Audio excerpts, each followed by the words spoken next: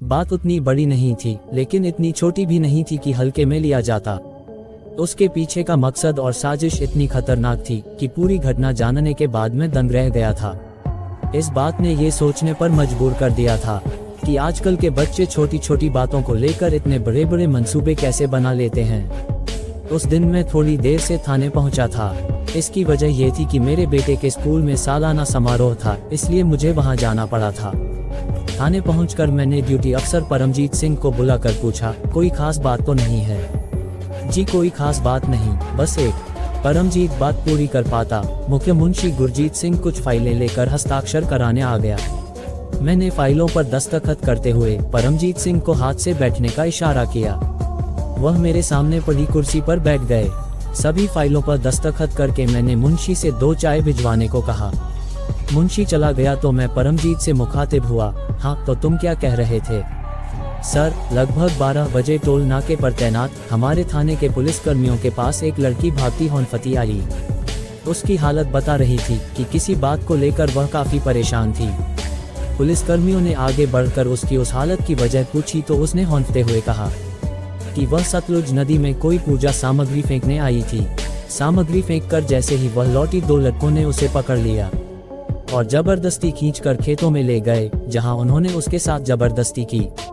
लड़कों ने उसका मुंह दबा रखा था, जिससे वह चीख भी नहीं सकी। परमजीत इतनी बात कर चुप हुआ तो पूरी बात जानने के लिए मैंने कहा, आगे क्या हुआ? लड़की ने अपना नाम जीतो शर्मा बताया था। उसकी बात सुनकर हवलदार चरण सिंह और इंद्र सिंह ने फोन द्वारा मुझे घटना की सूचना देकर खुद जीतो द्वारा बताए गए खेत की ओर चल पड़े। उनके खेतों में पहुंचने तक मैं भी मोटरसाइकिल से वहां पहुंच गया। जीतो शर्मा का कहना था कि वे लड़के अभी यहीं कहीं छिपे होंगे, इसलिए हम सभी लड़कों की तलाश करने लगे। थोड़ी तलाश की तो 2 लड़के सतलुज किनारे एक झाड़ी के पास बैठे मिल गए। जीतो शर्मा ने उनकी शिनाख्त करते हुए कहा कि इन दोनों ने उसके साथ दुष्कर्म नहीं किया, इन्होंने केवल छेड़छाड़ की थी। दुष्कर्म करने वाला कोई और लड़का था? तो क्या 3 लड़के थे? मैंने पूछा तो परमजीत ने कहा, जी सर, दुष्कर्म करने वाला तीसरा लड़का भाग गया था। सर, मैं जीतो शर्मा और उन दोनों लड़कों को थाने ले आया हूँ। अब आप बताइए कि आगे क्या किया जाए? अरे भाई, करोगे क्या? लड़की का मेडिकल कराओ, बयान लो और उस फरार लड़के के खिलाफ मुकदमा दर्ज करके उसे पकड़ो। और क्या करोगे? वैसे ये सब रहने वाले कहाँ के हैं? दुष्कर्म करके जो लड़का भागा है उसका क्या नाम है? वह कहाँ रहता है? मैंने पूछा। मेरी इस बात पर परमजीत कुछ परेशान सा हो गया। मैंने आंखों से आगे बताने का इशारा किया तो उसने कहा, सर, इन दोनों लड़कों के नाम तो नरेश और कुलदीप हैं। दुष्कर्म करके जो लड़का भागा है उसका नाम राज है और वह आपके दोस्त पत्रकार अमन सिंह का बेटा है। क्या अमन का बेटा राज? मैं चौंका। पत्रकार अमन सिंह सचमुच मेरा अच्छा दोस्त था। वह निहायत ही शरीफ और शांतिप्रिय आदमी था। झूठ से उसे सख्त नफरत थी। उसने कभी झूठी खबरें नहीं लिखी थी। अपने काम से काम रखने वाला अमन अपनी नेकनियती की वजह से हमेशा आर्थिक तंगी से जूझता रहता था। उसके सिखाए दर्जनों लड़के दुनियादारी के मजे कर रहे थे, लेकिन वह वैसा नहीं बन पाया था। मैंने दिमाग पर जोर डाला तो मुझे याद आया कि अमन के बेटे का नाम राज ही है, क्योंकि 2-3 महीने पहले अमन किसी मामले में मुझसे सलाह लेने आया था। तब उसने बेटे का नाम लेकर कोई चर्चा की थी। तब मुझे पता चला था कि उसके बेटे का नाम राज है। मैं हैरान था कि अमन जैसे शरीफ आदमी का बेटा इस तरह का काम कैसे कर सकता है। लेकिन आज के समय में किसी के बारे में कोई राय रखना उचित नहीं है। जरूरी नहीं कि बाप शरीफ हो तो बेटा भी शरीफ ही हो। बहरहाल अमन को उस दिन मेरे पास आना था, क्योंकि उसे कुछ रुपयों की जरूरत थी। 2 दिन पहले उसने फोन करके मुझसे कहा था, तो मैंने उसे उस दिन आकर रुपए ले जाने के लिए कहा था।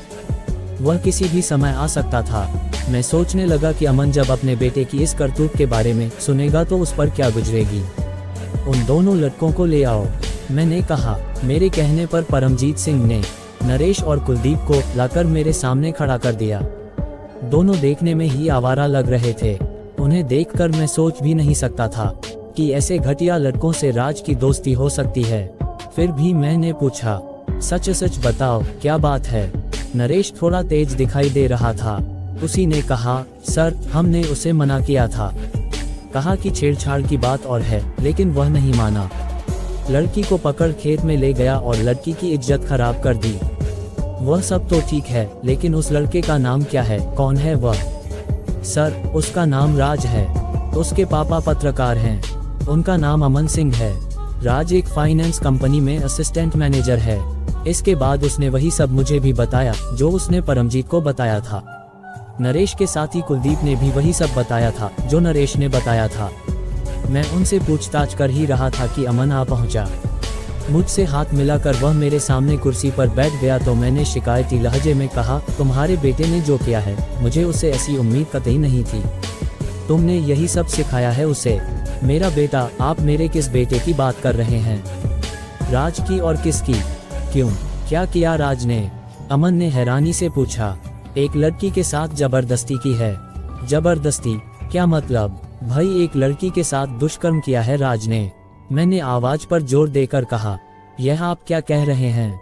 कहाँ किसके साथ दुष्कर्म किया है? राज ऐसा कतई नहीं कर सकता। अमन ने जिद सी करते हुए कहा। ऐसा नहीं कर सकता तो क्या मैं झूठ बोल रहा हूँ? पूछो राज के इन साथियों से। मैंने नरेश और कुलदीप की ओर इशारा करके कहा। अपने इन्हीं साथियों के साथ उसने घटना को अंजाम दिया है। दोनों उसी के दोस्त हैं। आप ये क्या कह रहे हैं? ये आवारा लड़के राज के दोस्त कतई नहीं हो सकते। राज के सिर्फ 3 दोस्त हैं जिन्हें मैं अच्छी तरह से जानता हूँ। तुम इन सटकछाप लड़कों को राज का दोस्त कह दोगे तो क्या मैं मान लूंगा? दुष्कर्म के मामले में राज का नाम आने से अमन काफी नाराज था। उसने खींचते हुए कहा, अच्छा, अब बात समझ में आई। मैंने आपसे कुछ रुपए मांगे थे, नहीं देने का मन था तो मना कर देते। मेरे बेटे पर इस तरह का झूठा आरोप लगाने की क्या जरूरत थी? सच ही कहा गया है, पुलिस वाले की न दोस्ती अच्छी होती है और न दुश्मनी। अमन, ये तुम क्या बेकार की बातें कर रहे हो? मैं कुछ भी नहीं कह रहा हूँ। जो कुछ भी कह रहे हैं वह ये लड़के और वह लड़की कह रही है जिसके साथ राज ने दुष्कर्म किया है। रही बात पैसों की तो उसके लिए मैं तुम्हारा इंतजार कर रहा था। तुम्हें रुपए देने के लिए ही तो मैंने बुलाया था। मुझे अब आपकी कोई मदद नहीं चाहिए। आप मुझे मेरे हाल पर छोड़ दीजिए। मैं खामोश हो गया। अमन सिर झुकाए किसी सोच में डूबा बैठा रहा। कुछ देर बाद मैंने अमन को प्यार से समझाया। लड़की को बुलाकर पूरी बात उसके सामने कहलवाए। नरेश और कुलदीप से भी बात कराए। तब जाकर बात उसकी समझ में आई। वह कुछ देर शांत बैठा रहा। उसके बाद अचानक जेब से मोबाइल फोन निकाला और किसी से बात करने लगा। उसकी बातचीत से समझ में आया कि उसने राज को फोन किया था और अपने 2-4 दोस्तों के साथ आने को कहा था। मेरी समझ में नहीं आ रहा था कि अमन करना क्या चाहता है। मैंने अमन के लिए चाय मंगाई। चाय पीकर हम सभी चुपचाप बैठे रहे। वहाँ की खामोशी बता रही थी कि कोई किसी से बात नहीं करना चाहता। लगभग आधे घंटे बाद अमन के फोन की घंटी बजी। फोन रिसीव करके उसने कहा, आ जाओ। इसके बाद अमन उससे मुखातिब हुआ, इन तीनों से कहो कि अभी जो लड़के आएंगे उनमें पहचान कर बताएं कि राज कौन है जिसने इस लड़की के साथ जबरदस्ती की है। अमन के इतना कहते कहते 6 लड़के मेरे ऑफिस में आकर खड़े हो गए। सभी लड़के नरेश और कुलदीप से एकदम आगे, पढ़े लिखे और अच्छे घरों के लग रहे थे। मैंने सबसे पहले जीतो शर्मा से कहा, बताओ इन लड़कों में से कौन राज है जिसने तुम्हारे साथ जबरदस्ती की है? मेरी बात सुनकर वह बगलें झांकने लगी। मैंने डांटा तो हड़बड़ाकर उसने एक लड़के की ओर इशारा कर दिया। मेरे कहने पर परमीत सिंह ने उस लड़के को खड़ा कर दिया। इसके बाद मैंने नरेश और कुलदीप से कहा कि वे बताएं कि उनमें इनका दोस्त राज कौन है। जीतो शर्मा की तरह वे भी एक दूसरे का मुंह देखने लगे। मैंने डांटते हुए कहा, अब पहचान कर बताओ न तुम्हारा दोस्त राज कौन है। दोनों हाथ जोड़कर गिड़गिड़ाने लगे, साहब हम नहीं जानते कि इनमें से राज कौन है। हमें तो राज का नाम लेने के लिए रुपए दिए गए थे। जी साहब। नरेश और कुलदीप के सच उगलते ही जीतो शर्मा ने भी बीच में सच उगल दिया। ये सच कह रहे हैं साहब। राज को दुष्कर्म के मामले में फंसाने के लिए हम सभी को रुपए दिए गए थे। मैं न तो राज को जानती हूँ और न मैंने कभी उसे देखा है। इसके बाद उन तीनों ने जो बताया उसे सुनकर मैं हैरान रह गया। मेरी समझ में नहीं आ रहा था कि आज की युवा पीढ़ी को यह क्या हो गया है जो छोटी छोटी बातों पर इतने खतरनाक मंसूबे बना लेती हैं। इसके बाद जीतो, नरेश और कुलदीप से की गई पूछताछ में इस फर्जी दुष्कर्म की जो कहानी सामने आई वह कुछ इस तरह थी। राज जिस फाइनेंस कंपनी में काम करता था उसी में उसके साथ ही किशोरीलाल भी काम करता था। उसका काम लोन पास करवाना था। वह सीधा साधा पारिवारिक आदमी था, इसलिए राज उसकी बहुत इज्जत करता था। इसके अलावा एक वजह यह भी थी कि वह उसके पिता की उम्र का था। किशोरीलाल की एक जवान बेटी थी सुधा, जो ग्रेजुएशन करके उन दिनों घर में बैठी थी। वह पोस्ट ग्रेजुएशन करना चाहती थी, लेकिन एडमिशन में देरी थी। किशोरीलाल ने सोचा कि सुधा पूरे दिन घर में बैठी बोर होती रहती है, क्यों न इस बीच अस्थायी रूप से उसे अपनी कंपनी में लगवा दे। मन भी बहलता रहेगा, 4 पैसे कमा कर भी लाएगी। उसने इस विषय पर राज से बात की तो उसे भला क्या ऐतराज होता। जहां 40-50 लड़के लड़कियां काम कर रहे थे, वहां एक और सही। सुधा ने फाइनेंस कंपनी ज्वाइन कर ली। वह खुले विचारों वाली आधुनिक युवती थी। बातचीत में किसी से भी जल्दी घुल मिल जाना और दोस्ती कर लेना उसकी फितरत थी। स्कूल में पढ़ते समय से ही उसकी कई लड़कों से दोस्ती थी। उनमें से किसी एक ने उसे धोखा भी दिया था।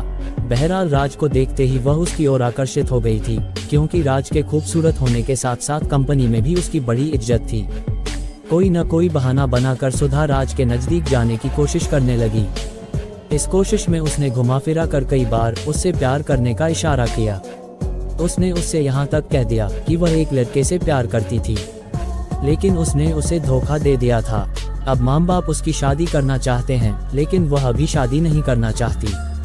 राज ने उसकी कोशिश को नाकाम करते हुए उसे समझाया कि उसे इन बातों पर ध्यान न देकर अपने काम पर ध्यान देना चाहिए। फिर अभी उसे आगे की पढ़ाई भी करनी है, उसे अपना करियर बनाना है। अभी उसका पूरा जीवन पड़ा है, उसे इस तरह की फिजूल की बातें दिमाग में नहीं लाना चाहिए। राज की बातों पर गौर किए बगैर सुधा सुधरने के बजाय मैसेज करने लगी। उन संदेशों में वह राज से सलाह मांगती कि अब उसे क्या करना चाहिए, साथ ही बीच बीच में प्यार के इजहार वाले मैसेज भी कर देती थी। सुधा के इन संदेशों से परेशान होकर राज ने उसे संदेश भेजा कि वह उसका समय बर्बाद न करे, जैसा उसने उसे समझाया है वह वैसा ही करे। संयोग से किसी दिन सुधा का फोन उसके भाई सुरजीत के हाथ लग गया। उसने मैसेज बॉक्स में बहन के भेजे मैसेज देखे तो गुस्से से पागल हो उठा। उसने बहन को समझाने के बजाय राज को सबक सिखाने का इरादा बना लिया, जबकि राज का इस मामले में कोई दोष नहीं था। बहन से उसने कुछ कहना इसलिए उचित नहीं समझा क्योंकि वह उसकी फितरत को जानता था। उसने मैसेज वाली बात माँ बाप को भी बता दी थी। ये सब सुनकर किशोरीलाल तो इतना शर्मिंदा हुए कि उन्होंने नौकरी पर जाना ही बंद कर दिया। सुधा की भी नौकरी छुड़वा दी गई। सुरजीत ने राज को सबक सिखाने के लिए थाने के अपने एक परिचित हवलदार को कुछ रुपए देकर कहा कि राज उसकी बहन से छेड़छाड़ करके उसे परेशान करता है, वह उसे किसी झूठे मुकदमे में फंसाकर जेल भिजवा दे। हवलदार, जिसका नाम जसबीर था, ने फोन करके राज को थाने बुलाया। फोन पर उसने राज को धमकाते हुए कहा था कि थाने में उसके खिलाफ रेप का मुकदमा दर्ज है। अगर वह थाने नहीं आया तो वह उसे उसके ऑफिस से गिरफ्तार कर लेगा। समझदारी दिखाते हुए राज ने ये बात अपने पत्रकार पिता अमन सिंह को बता दी, साथ ही सुधा द्वारा भेजे गए संदेशों के बारे में भी बता दिया। अमन इस बारे में मेरे पास सलाह लेने आया। मेरे पास आने से पहले उसने हवलदार जसबीर सिंह को फोन करके अपना परिचय देकर पूछा था कि उसके बेटे राज से उसे ऐसा क्या काम है जो वह उसे थाने बुला रहा है। पत्रकार एसोसिएशन के अध्यक्ष ने भी फोन करके हवलदार जसबीर सिंह से यही बात पूछी, तो उस दिन के बाद उसने राज को कभी फोन नहीं किया। इसके बाद अमन सिंह इस मामले को सुलझाने के लिए राज की कंपनी के मैनेजर से मिले। उन्होंने किशोरीलाल को ऑफिस में बुलवाया, जिससे आमने सामने बैठकर बातचीत हो सके और जो भी गलतफहमी हो दूर की जा सके। तय समय पर राज, अमन सिंह और किशोरीलाल मैनेजर की केबिन में इकट्ठा हुए। किशोरीलाल के साथ उसकी पत्नी और बेटा सुरजीत भी आया था। सुरजीत के बारे में जैसा मुझे पता चला था, उसके हिसाब से वह अपनी मां के लाड़ प्यार में बिगड़ा आवारा किस्म का लड़का था। वह दिन भर गुंडागर्दी और आवारागर्दी किया करता था। वह खुद को किसी तीसमार खां से कम नहीं समझता था। बातचीत शुरू हुई तो सुरजीत और उसकी मां किशोरीलाल को चुप कराकर जोर जोर से बोलकर राज पर झूठे आरोप लगाने लगे। बात यहीं तक सीमित नहीं रही, वे उसे सजा दिलाने की बात कर रहे थे। अंत में मैनेजर साहब को हस्तक्षेप करना पड़ा। उन्होंने कहा, मैं राज को 5 सालों से जानता हूँ, वह कैसा है ये तुम लोगों को बताने की जरूरत नहीं है। रही बात सुधा की, तो उसे भी 10 दिनों में जान लिया। फायदा इसी में है कि बात को यहीं खत्म कर दिया जाए। उस दिन समझौता तो हो गया, लेकिन जाते जाते सुरजीत ने राज को धमकाते हुए कहा, मैं तुम्हें देख लूंगा। ये बात भी यहीं खत्म हो गई। उस दिन जो समझौता हुआ था, सुरजीत उससे बिल्कुल खुश नहीं था। वह राज को सजा दिलाना चाहता था, सजा भी ऐसी कि वह मुंह दिखाने लायक न रहे। 2 महीने तक शांत रहने के बाद सुरजीत ने राज को सबक सिखाने के लिए एक योजना बनाई। उस योजना में उसने कालगल जीतो शर्मा और 2 आवारा लड़कों नरेश तथा कुलदीप को शामिल किया। उसने उनसे कहा कि योजना सफल होने पर वह उन्हें मोटी रकम देगा। उसकी योजना के अनुसार नरेश को किसी सुनसान जगह पर जीतो शर्मा के साथ शारीरिक संबंध बनाना था।